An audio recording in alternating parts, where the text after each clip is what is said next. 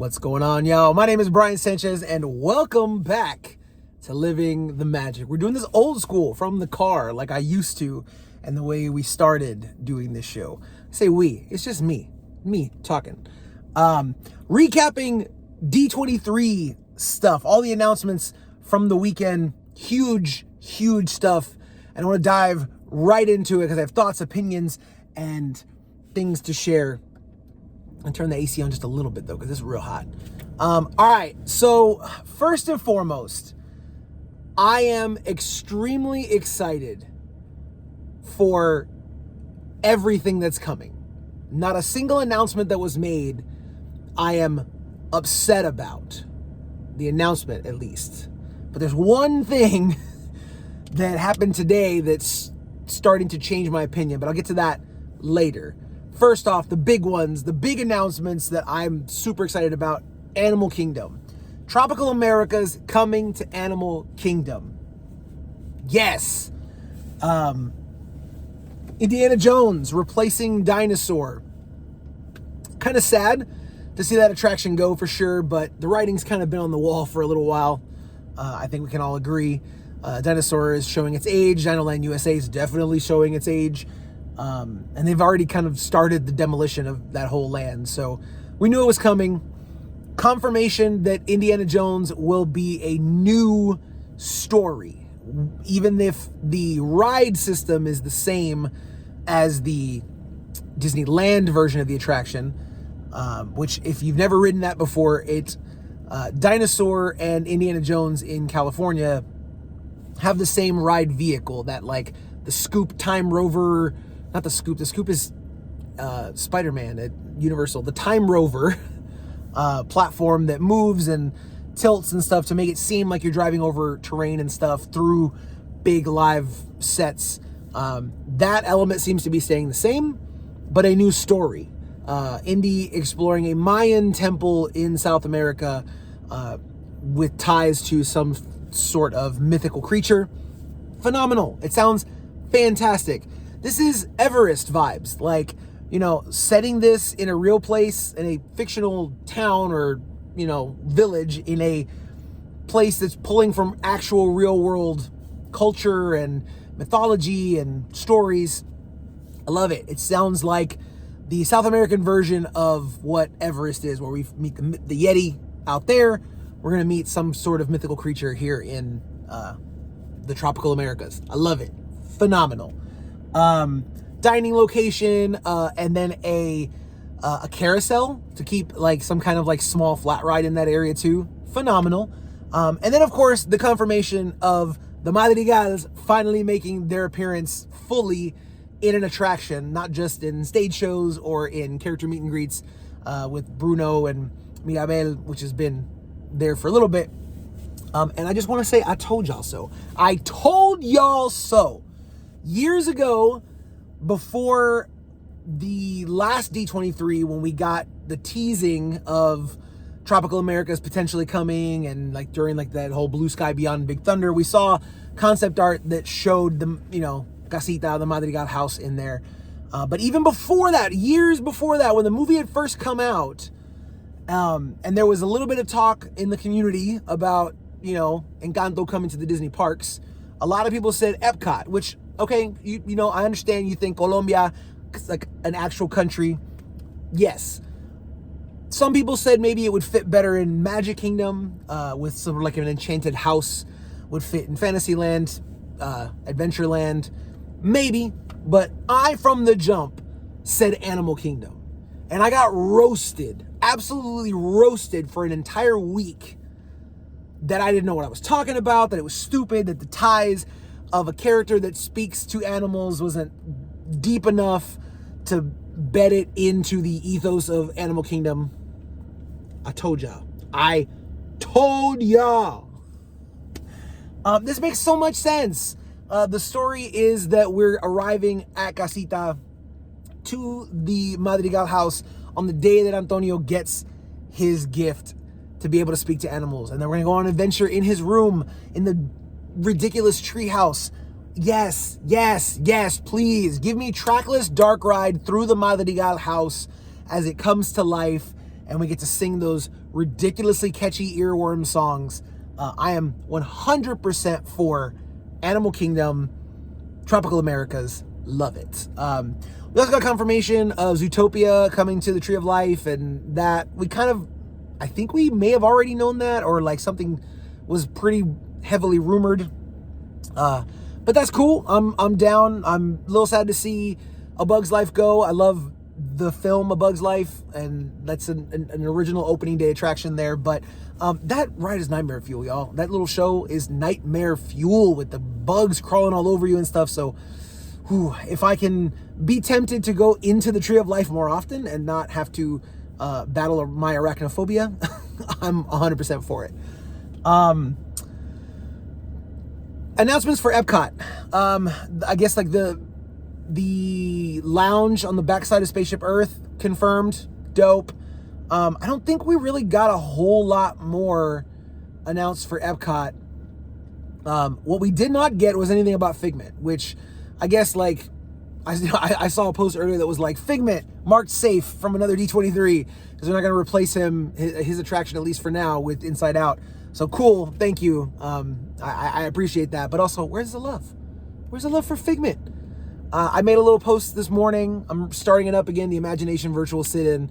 I'm going to post every single day until Disney announces an update to the attraction at the Imagination Pavilion. So hopefully maybe at Destination D23 next year, when it's in Orlando, maybe they'll tie into the Orlando stuff and give us an announcement about an update for Figment's attraction. But I digress. The biggest of the parks announcements obviously was the additions to Magic Kingdom and Adventureland. I gotta slow down. Frontierland and Beyond Big Thunder Mountain. So first off, Beyond Big Thunder Mountain. I think what they were referring to Beyond Big Thunder Mountain at the last D23 was this Villains Land, which is what we got confirmed. A Villains Land is coming to Magic Kingdom in Orlando. Really, really awesome. Obviously, kind of pulling from the lead of Universal there, leaning into like the Dark Universe and the Universal Classic Monsters. There's clearly an appetite for a little bit of a darker, twisted, kind of sinister vibes land in these parks. So Disney, leaning into that. Phenomenal. This is one that's been being begged for by the community, the fans, for a very, very long time. For a while, people thought a full theme park, a fifth gate, would be like a Villains theme park entirely. I think that would have been kind of tough on multiple reasons, like not the least of which is that Disney, I don't think, could logistically keep and run a fifth theme park open at the moment with the way that they struggle to keep casting and, staffing at the parks that they have already. So I think that would have made it very difficult for them to open an entire fifth park. But I think this is probably on course, on par for what the kind of thing that they needed to announce in order to compete with Universal. But yeah, Villains themes, Chernabog, Maleficent, Ursula, Jafar. Give me all of those. Give me all of that stuff. That looks phenomenal. Like a dark, creepy castle off in the distance. Probably not as big as Cinderella Castle. Probably something more like Gaston's Castle in New Fantasyland, with the top of where the restaurant is at Be Our Guest. You can see the castle on the ridge. Probably something similar in Villains Land, whatever it ends up being called. At the time when they announced this was one that they said coming to Frontierland, a Cars attraction. And at first I was like, oh, that's what you're gonna put Beyond Big Thunder? Oh, okay. Cars is not my favorite property, but it's good. And of course, in California Adventure, Cars Land is immensely popular. It is a beautiful looking land. The detail is phenomenal. The attraction is one of the best attractions at Disney California Adventure. Radiator Springs Racers, the whole car racing through the canyon and stuff. That looks great. And so, okay, so you're gonna bring one of those to Magic Kingdom. And this one seems to be an off-road rally inspired version. So a slightly different style, but a similar ride system probably. And so great. Okay, so we're gonna have a big off-roading adventure park type thing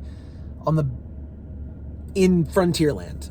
And then, of course, they said that there would be another attraction geared more towards families and younger children, probably some kind of interactive playground area, especially since, we got a little bit more detail about it today with some concept art that was dropped for it. And again, like I said, when they announced this, I was like, okay, I mean, again, Cars is not my favorite, but Cars is cool. More stuff, dope. But then I was like, that's a lot of stuff to put on the backside beyond Big Thunder. And of course, when the concept art was dropped today, to all of our surprise, we realized that, no, this is not going beyond Big Thunder. It's going in front of it. I.e., where Tom Sawyer Island and the Rivers of America are. And now my feelings have shifted. I love the Liberty Bell. I love that the ship is there, the paddle boat in front of Haunted Mansion that goes by the waterfront of Frontierland, where Country Bear Musical Jamboree, as it's called now, and in front of where Tiana's Bayou Adventure is, and it loops around Tom Sawyer Island on the backside. And I thought for sure that with a Villain's Land being put back there, because it's in that expansion plot behind Rivers of America, behind Haunted Mansion, that they would want to keep that, because that would give us really awesome views of that whole area, and you'd have this whole little like roundabout tour around Frontierland and Tom Sawyer Island. But apparently this Cars Land is completely replacing it. The concept art shows that the bulk of the Cars attraction, where we're riding on cars and going through the woods, sits right in the middle, in that chunk between Big Thunder Mountain, Tiana's Bayou Adventure, and the Haunted Mansion. Like, in that whole area. The dock house for the Liberty Bell is shown in the concept art, but the river is gone. And it makes me a little sad. And so much that I had a very like visceral reaction when I saw it this morning. And I sat in that for a little bit and was like, no, I don't like it. That makes me very mad. And I found myself getting physically upset for 2.5 seconds, because like, I mean, look, I haven't been on Tom Sawyer Island the last few times that we've gone. So like, it's a little bit hypocritical of me, but I love that it was there and that it was a part of my childhood and the whole thing. And then like, I immediately, after a moment or two, was like, bro, keep the same energy that you had during the Tiana update. And I have to swallow that. I have to keep that same energy. If there's an area of these parks that is dated, underutilized, and can be improved upon, it will be improved upon. It will be rethemed. Nothing is safe like that, especially an area that doesn't have a ton of stuff happening on it. Now, granted, yes, there is a really awesome, like, there's the fort there and the trails that you can run around, and the barrel bridge and all of that. There is, I forget what the name of the little restaurant that operates on Tom Sawyer Island is. It's open most of the time. Sometimes it's not even really open. So, and then I believe it's called Fort Langhorne is what's like on Tom Sawyer Island. But like, I'm gonna be a little sad to see that go, and I'm really gonna be sad to see the Liberty Bell go, and the river. I think, like, I love that there's water there, and the boat comes through, and the whistle, and the whole thing. And so I'm hoping that maybe we can incorporate the Liberty Bell still somewhere, dock it somewhere, so we can at least still have it. But it seems like it's about to be taken, and it's kind of wild. But again, like, I was one of the first people that said, like, if you're really sad about Splash Mountain going, I get it, I understand. You may not like it, but it's an older dated attraction. It's not really relevant to newer IPs or newer things that Disney's doing. And so, like, things got to change. And so I was super on board for Tiana's, and it looks fantastic. We're going to get to go in next month and ride it for the first time. I got to keep that same energy for this. So, yeah, I will be sad to see Rivers of America go. But it's going to be replaced with a property that I don't really care that much about. But hopefully, again, always hold judgment off until you experience what it is. If that is what they're doing, give it the chance. You could be blown away. You never know. But I'll be sad. In the meantime, though, I will relish in the fact that I told y'all so when it came to Encanto. I'm still on that soapbox. Can't believe y'all roasted me on Twitter saying that there was no way that Encanto was going to go to Animal Kingdom. Yeah, D23 was wild, yo. Bunch of movie stuff, too. I won't get into specifics, but, like, bunch of sequels, bunch of remakes, the live action, reimaginings, which I'm okay with. They're all right. I don't hate them. Some of them are definitely better than others. Little Mermaid was fantastic. Aladdin, it was all right. Snow White looks pretty decent. A prequel to The Lion King, that trailer looks kind of cool. I think the animals in that trailer look like they're a little more expressive than the last time, so maybe that one will land a little bit better. Yeah, tons and tons of stuff to be excited about if you're a Disney fan, though. Oh, and I didn't even mention Monsters, Inc. coming to Hollywood Studios. An entire, Monsters, Inc., the, Monstropolis area and, the power plant and a whole suspended roller coaster themed to the doors inside of Monsters, Inc. Phenomenal idea. Who didn't think that would be some kind of thing that they would do when they were watching that film? Especially, when you were a kid and your imagination going crazy. I'd love to be flying down those rails on a suspended inverted roller coaster, or whatever, however they end up doing it. But anyways, yeah, I'm really excited for a lot of things. A little sad about some others. But all in all, ridiculously full couple of days of announcements at D23. And there were no blue skies. That's what Josh D'Amaro said specifically. None of these were blue sky ideas that they were testing. All of these projects are in active development. Doesn't necessarily mean they won't get canceled, but active development means that they are spending money on actual things being designed, built, constructed, tested. So cool. Really, really dope. Yeah. Anyways, that's my reaction to D23. What did y'all think? Y'all excited about anything? Did y'all care about Rivers of America? Did y'all think about that when that was announced? Because I sure as heck didn't. Let me know. Anyways, I'm gonna get out of here, y'all. I'm gonna head to rehearsal. It is night 1 of Sweeney Todd rehearsals at the Georgetown Palace Theater here in Georgetown, Texas, just outside of Austin. So if you are in the area and you like musical theater, come and see me. We open in October. I'll have more dates coming up soon. Anyways, I'm gonna get out of here. We'll see y'all around. And as always, Kungaloosh.